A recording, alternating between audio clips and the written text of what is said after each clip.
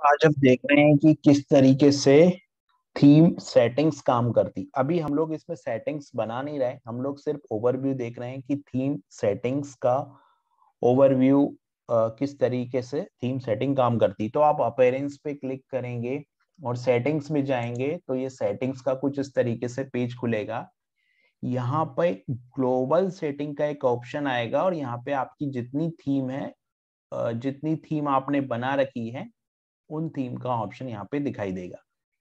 ठीक है, अभी यहाँ पे जब आप ग्लोबल सेटिंग्स में जाएंगे तो ये कॉमन सेटिंग है, मतलब ये सेटिंग सभी के लिए काम करती है। जैसे कि यूजर पिक्चर इन पोस्ट है ना। अब अगर आप यूजर के पोस्ट पे यूजर की पिक्चर देखना चाहते हैं तो यूजर पिक्चर इन पोस्ट ये एक सेटिंग हो गई, right. User picture in post ये हमारी एक सेटिंग हो गई।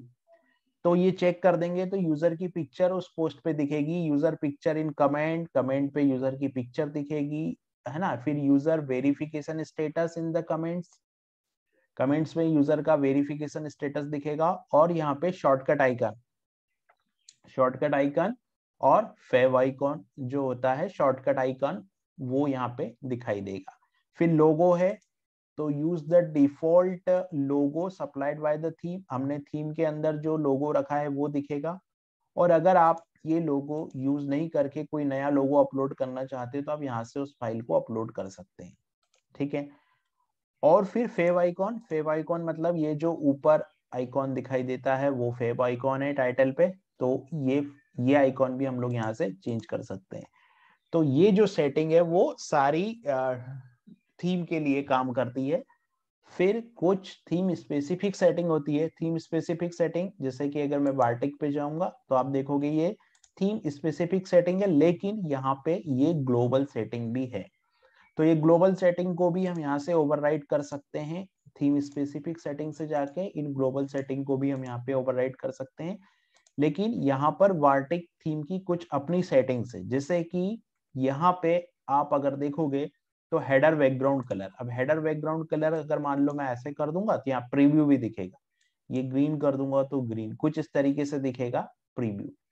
तो ये बैकग्राउंड कलर हम लोग सारे जितने भी रीजन है सारे रीजन के बैकग्राउंड कलर यहाँ से हम लोग चेंज कर सकते हैं। जैसे कि मान लीजिए फूटर का बैकग्राउंड कलर है, फूटर का बैकग्राउंड कलर मैंने चेंज किया तो फूटर का बैकग्राउंड कलर भी यहाँ से अपडेट हो जाएगा। कुछ इस तरीके से बैकग्राउंड कलर जो है वो चेंज होगा। तो ये थीमिंग जो है उसकी सेटिंग्स है और ये थीम स्पेसिफिक सेटिंग है, मतलब ये जो सेटिंग है वो वार्टिक की सेटिंग है। तो जब भी हम थीम बनाएंगे तो हम लोग कुछ थीम की सेटिंग्स करेंगे, और अगर आप किसी बेस थीम को बनाओगे तो उस बेस थीम की सेटिंग्स आपकी थीम में अपने आप आ जाएगी। अगर आपने अपनी कस्टम थीम की कोई बेस थीम डिक्लेयर कर रखी है तो वह अपने आप उस बेस थीम की सेटिंग्स यहाँ पे देखने को मिलेगी।